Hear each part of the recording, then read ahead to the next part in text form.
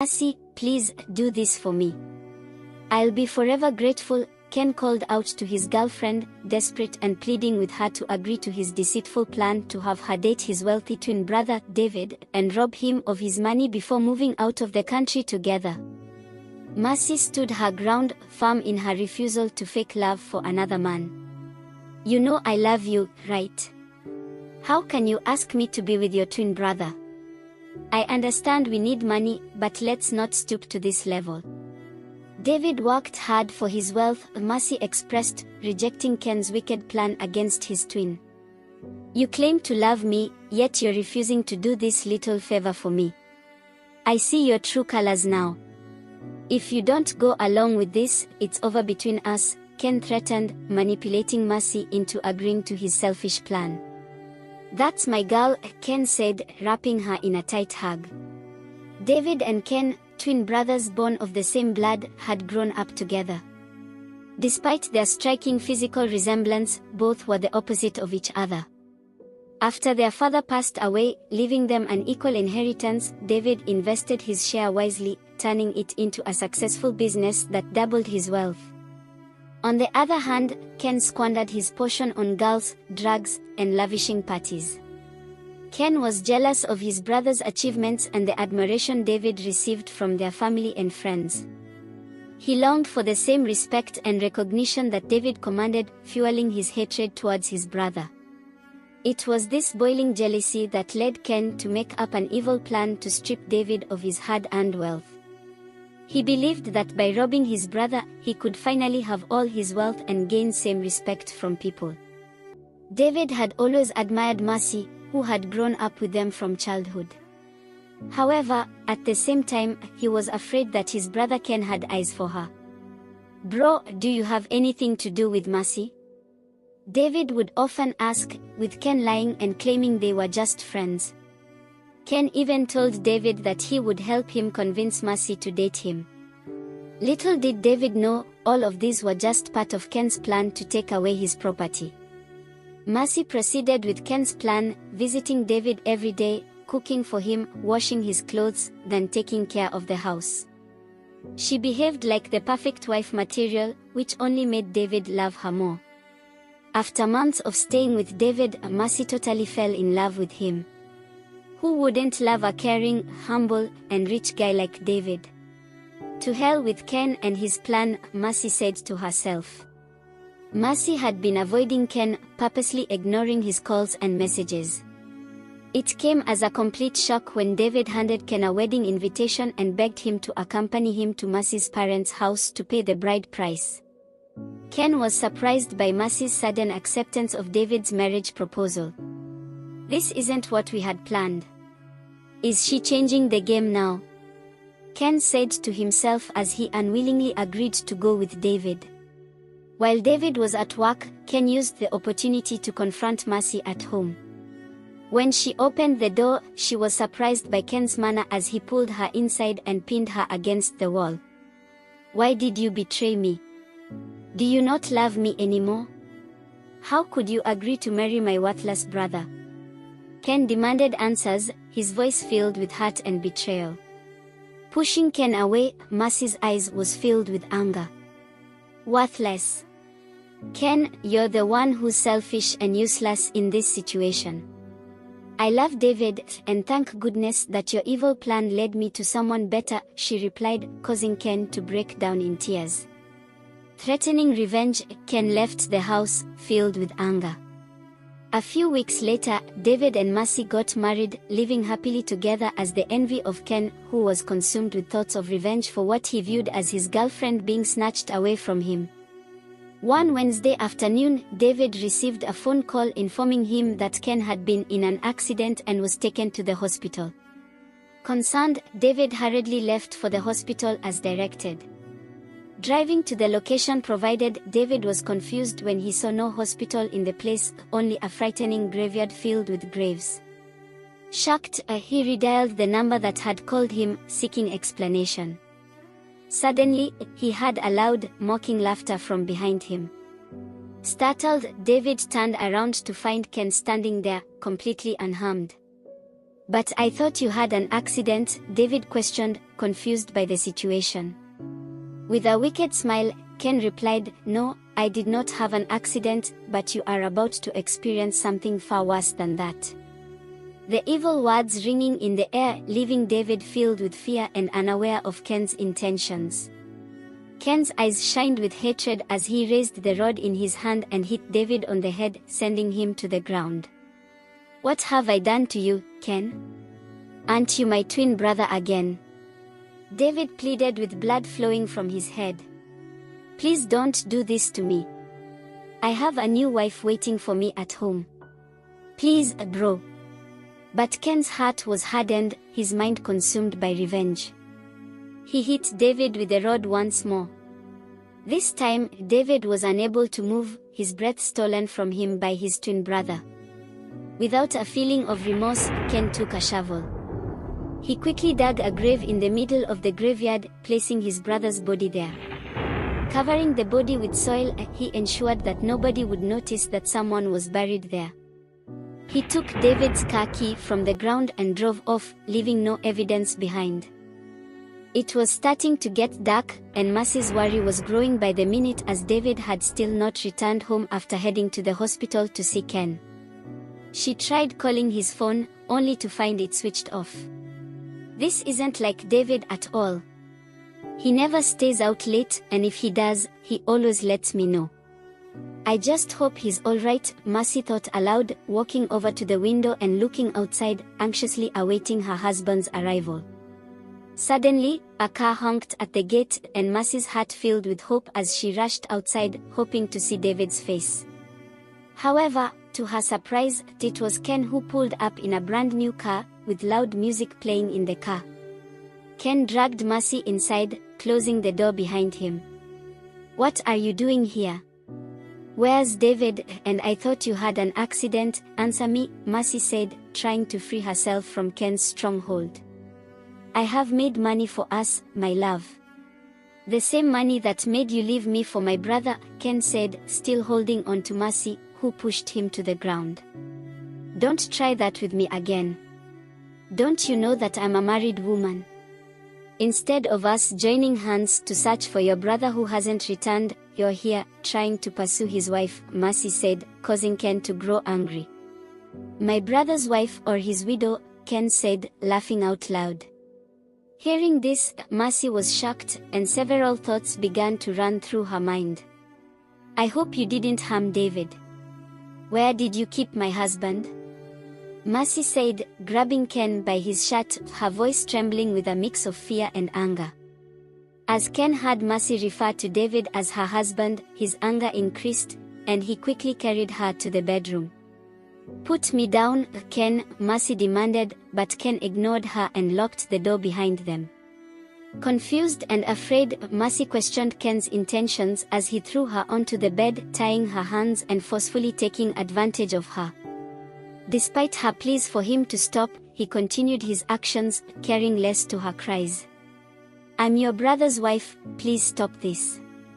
He would feel betrayed if he sees this," Mercy begged, but Ken only laughed heartlessly as he satisfied his desires. After he was done, Ken untied Mercy, who was now in tears. She hurriedly left the room, feeling violated and heartbroken. The following day arrived, and David had still not returned. Mercy, tired from the events of the previous night, was still fast asleep. However, a sudden knock on the door woke her up. Rubbing her tired eyes, Mercy made her way to the door and opened it, only to be met by Ken and a group of his relatives, along with some angry elderly women. "We've heard rumors that you kidnapped David and have been entertaining various men in this house," the old women accused, not giving Mercy a chance to defend herself. They forcefully dragged her out of the house, much to her surprise as she saw a crowd of villagers gathered outside. They paraded her through the community, throwing insults and accusations at her. Eventually, they locked her up in a small, dirty house with 3 male guards assigned to watch her closely and prevent any escape attempts. Ken, on the other hand, was happy with the outcome. He knew that Mercy might try to go to the police to report David's disappearance, so he made sure she was unable to do so. He confidently drove into David's company, called for a meeting and revealed to the shocked employees that he was now their new boss. Although they were shocked, they had no choice but to accept and follow his orders. Late one night, Ken came back home drunk after a wild party, spending his brother's hard-earned money without a care. He went into his room and laid down, sleeping. Suddenly, a familiar voice echoed through the silence, resembling that of his dead brother, David. Fear ran through him as he woke up only to find David's ghostly figure dressed in the same nightwear as him, lying beside him. "I thought you were gone, why are you here?" Ken stammered, his heart racing at the strange sight of his brother's spirit haunting him. "Why did you do it? Was I not a good brother to you? Do you not remember how I missed my final exams to care for you when you were sick? Confess to our family the truth of what you've done, confess." David's ghostly voice demanded, sending Ken running out of the house, quickly driving off. Ken sped away in his car, making his way to his friend's house in search of assistance. "Even in death, that useless brother of mine is still after my life," Ken said, increasing his speed. In the quiet late hour, Gabriel, Ken's friend, was inside the house with one of the prostitutes he frequently entertained. It was Gabriel who had contacted David earlier, alerting him about Ken's fake accident. Hearing the knock on the door and the message from Ken identifying himself, Gabriel hurried to open the door. "Dude, my brother is haunting me, his spirit won't leave me alone, demanding I confess. Please, you have to help me. I would rather die than admit to anything. If it comes down to it, I'll kill him the second time without hesitation," Ken declared with a complete lack of remorse. "No worries, man. I've dealt with this kind of thing before. Spirits belong in the world of the dead. Tomorrow morning, I'll take you to a powerful native doctor, and will cage his spirit once and for all," Gabriel assured Ken, who burst into laughter, shaking his friend. The following day, Gabriel and Ken embarked on their journey to the native doctor's hidden shrine deep in the bush. As they entered the scary shrine, Ken was asked to take a seat as he began to confess to the native doctor how he had killed his own brother and now his angry ghost is haunting him, demanding a confession. The native doctor listened carefully and then smiled, ready to offer a solution to Ken's troubles. "If you wish to be free from your brother's ghost, you must make love to a ghost yourself. This will make you indestructible and your brother's spirit will no longer have power over you," the healer explained, pointing towards the skeleton of an old woman in the shrine. Ken was afraid, but Gabriel reassured him and urged him to follow the native doctor's instructions. "But that's not all," the native doctor continued, "you must also bring us a young virgin, aged 15, who will be used to cleanse the shrine after you have completed the act with the ghost." "I'll do it," the great man. "I rather do this than confessing," Ken confidently stated. The native doctor applied a black substance on Ken's forehead to temporarily prevent David's ghost from haunting him. He instructed Ken to bring a young virgin back to the shrine by midnight to proceed with their evil plan. Driving with his friend Gabriel, who eventually went home, Ken drove down the streets in search of a suitable candidate. Pulling up in front of a secondary school, he spotted Ada, the daughter of his neighbor. Approaching her, he offered to give her a ride home. "Ada, my baby, come inside, let me drive you home," Ken said as Ada, unsuspecting, agreed and entered the car.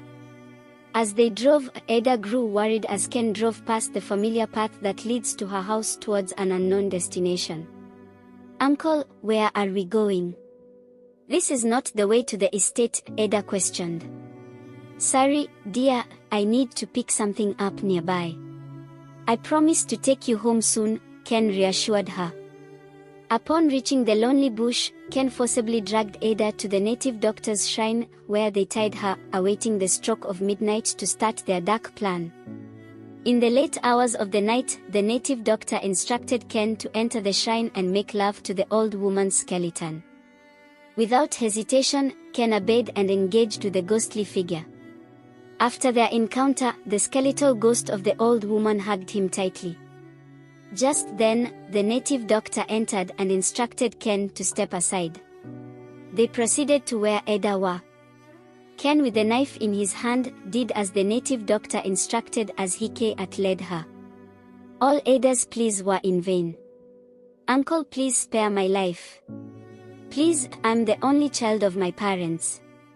My mom can't live without me." Ada cried out, but Ken didn't care. Having sprinkled her blood on the shrine, Ken drove off, happy that David's ghost has been caged. "Let me see who will stop me from enjoying David's wealth now," Ken said, giving out a wicked smile. Ken went back home feeling happy. He immediately called Gabriel and informed him that he was done. "Hi dude, I have completed the native doctor's instruction, and that stupid ghost of my brother has been caged," Ken exclaimed. Gabriel suggested that they celebrate at a club close to his house. They partied all night long, smoking and dancing with prostitutes. Ken spent more than $1 million on the party, and people were hailing him for his spendings. David's company was gradually running down because of Ken's reckless spending. Ken would come to the office and instruct the manager to send money to various accounts. The manager had tried calling David, but his number was switched off. He inquired with their business partners abroad to see if David had traveled without informing them, but no one knew his whereabouts.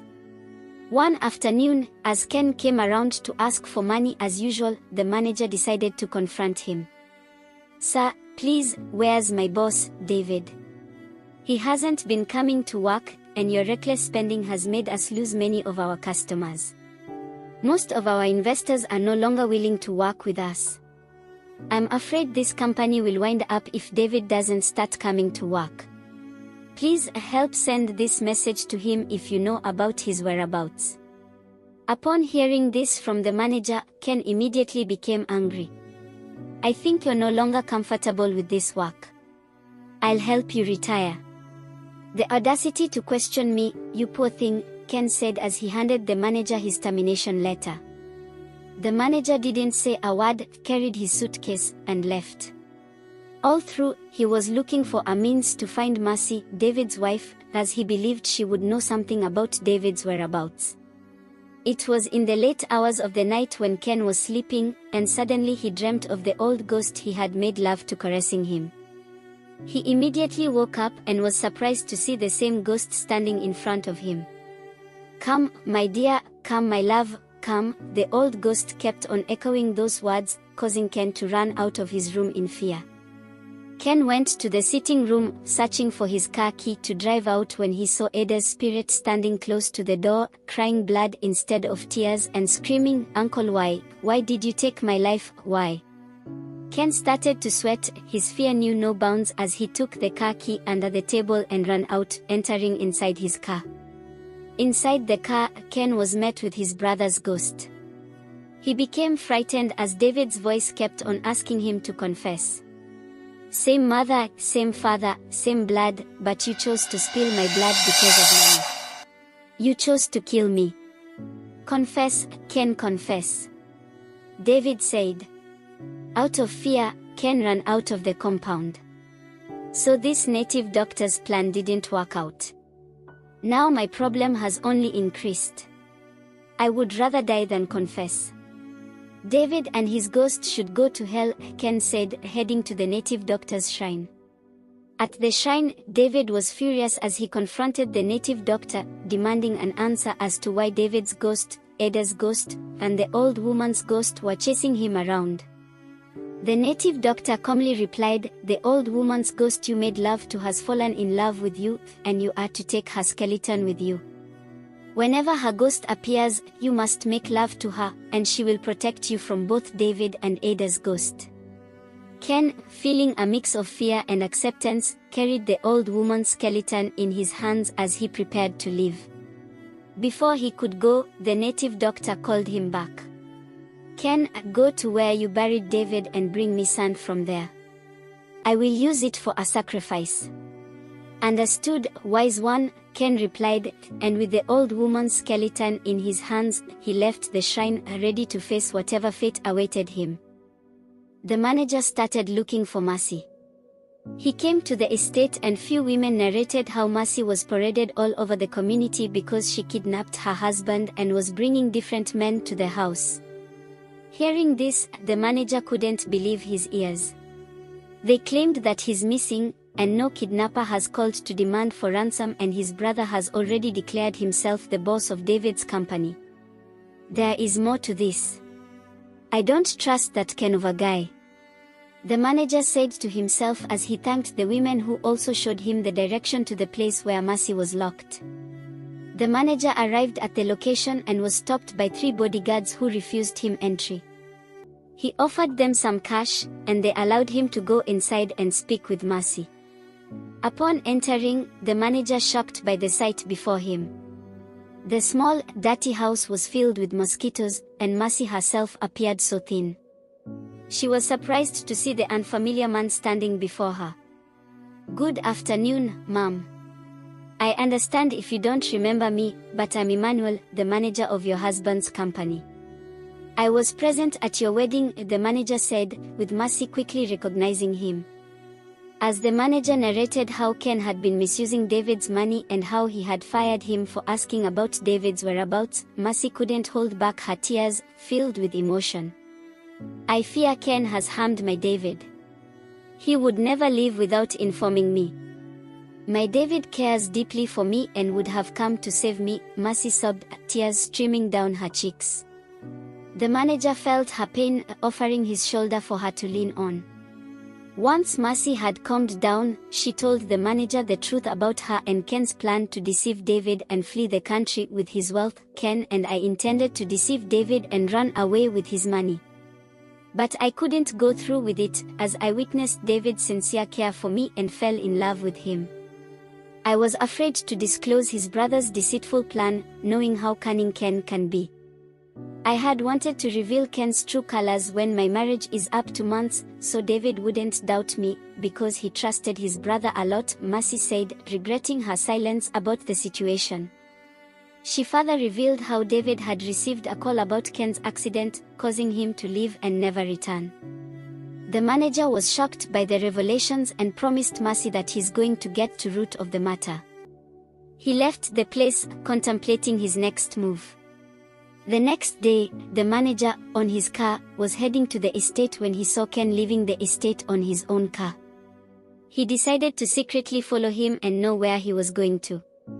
Ken, on the other hand, with his new love, the old woman's skeleton, was in the car, driving to the graveyard to get the sand which the native doctor had demanded. He wasn't aware that the manager was going after him.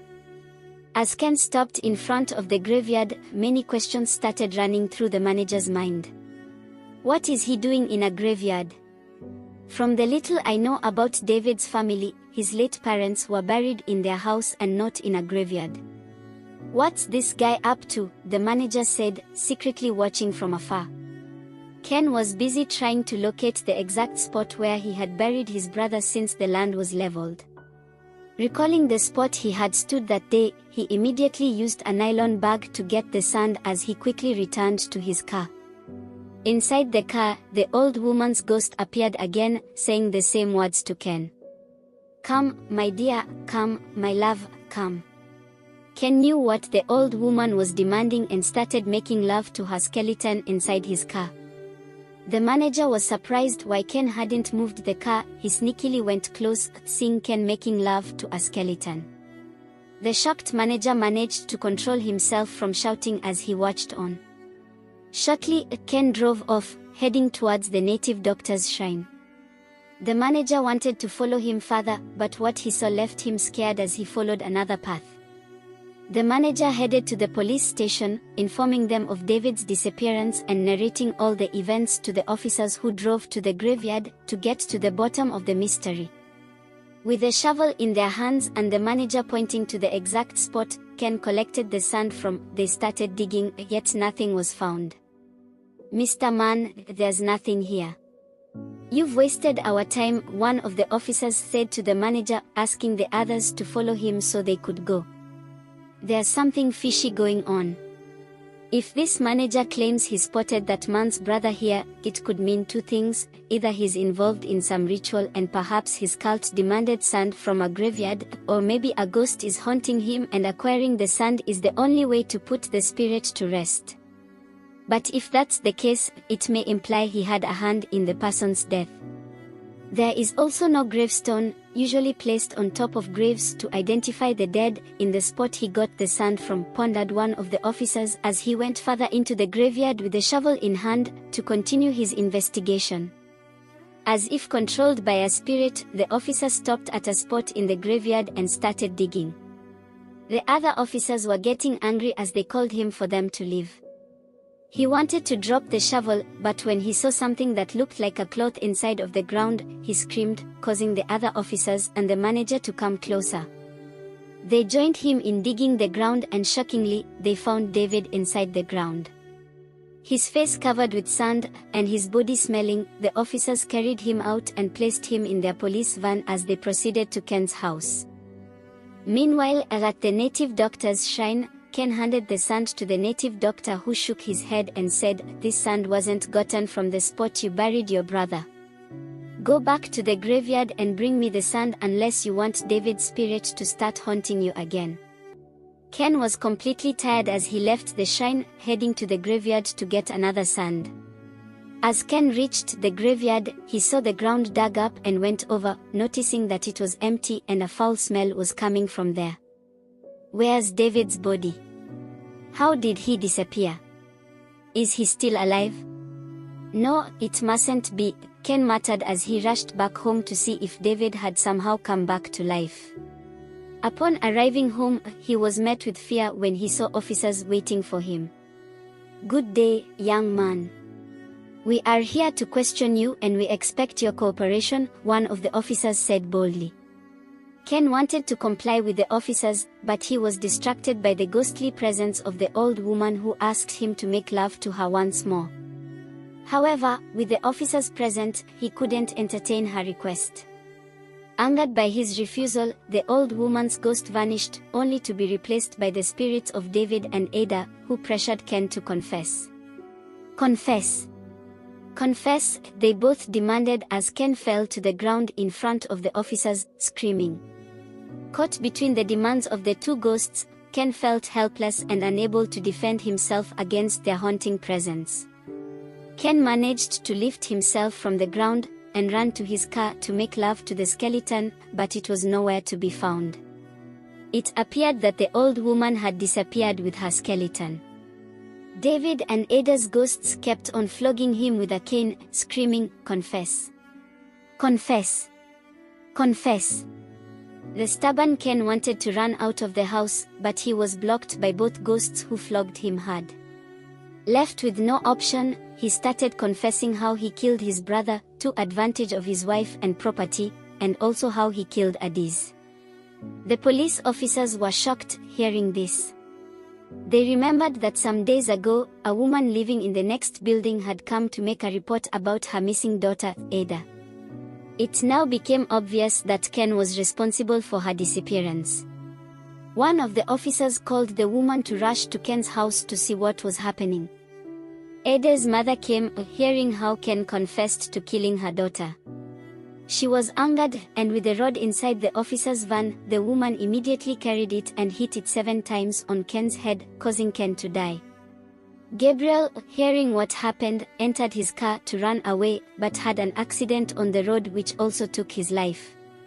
The native doctor who Ken mentioned his location before dying was arrested, and Ada's corpse was retrieved from his shrine. Meanwhile, Mercy was released by their relatives who apologized to her for accusing her wrongly. Both Ada and David were given a befitting burial, as David's ghost appeared at his funeral, beckoning Mercy, who couldn't see him, farewell. After the burial, Mercy found out that she was pregnant. But she was unhappy, remembering what happened between her and Ken, and thought the child might belong to Ken. However, when she went to the hospital, the doctor confirmed that she was 2 months pregnant. She was happy, as it hadn't been up to a month since Ken had forcefully taken advantage of her, which means that the child belongs to David. Mercy smiled, knowing that someone is finally going to carry on David's legacy. Thank you so much for watching. If you love this true life story, please make sure to subscribe to our YouTube channel, help us and share the video, and also comment, because with that it will help us to do more videos like this. We appreciate you all. Thank you.